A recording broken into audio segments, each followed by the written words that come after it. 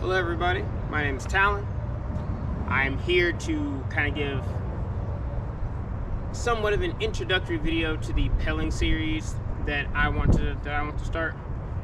It is very, very, very important that you watch Warlord Tato's video on Pelling, on why you should be Pelling and what Pelling is for. So much so that I'm not actually going to go into those points. He explains it way better than I ever could, and it's super important that you just go watch his video. It'll be linked in the description. I'm actually going to just put some BS in the video here so that you can actually pause this video where it is, go and watch his video, and come back to his video. It's super important. Don't skip that. All the information in his introductory video that will be linked in the description again will be very important to how we're going to build this Pelling series going forward.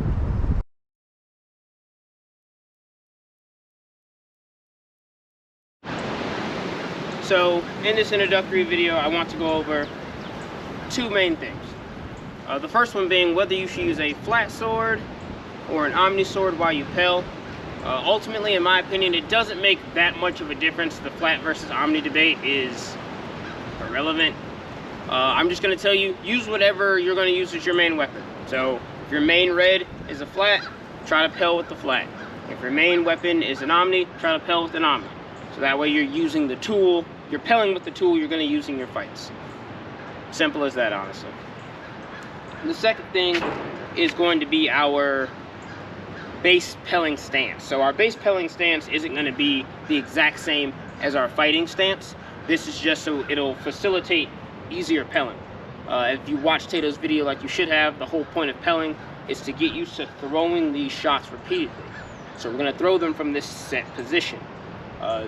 Watch Tato's video, he goes over why this position is important and what it's useful for.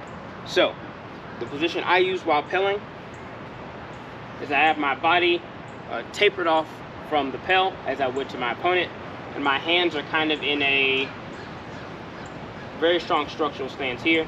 So the top hand is going to be making this position here. The bottom hand is going to mirror that just on the sword as it is. The sword itself is only slightly pointed towards the opponent. It's not fully right here. It's also not fully up here. It's just kind of in between there.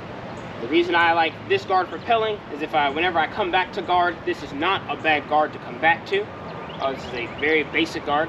Also, no matter what shot I decide to throw, whether it be a chop or some type of wrap or anything of that nature, it's easy to turn my hips into the shot and just allow basic power to be put into these shots. Also, this video is not going to cover shield breaking or anything of that nature. These are going to be shots meant to hit your opponents. So I'm not going to be throwing any type of like massively powerful shield breaking shots into this, although if you would like to, you can probably just add hip rotation and a little bit of body rotation and you'll be able to deliver shield breaking power. But for the most part, this is just going to be, this entire series is going to be about basic shots. Our stance is here. My feet, very easy.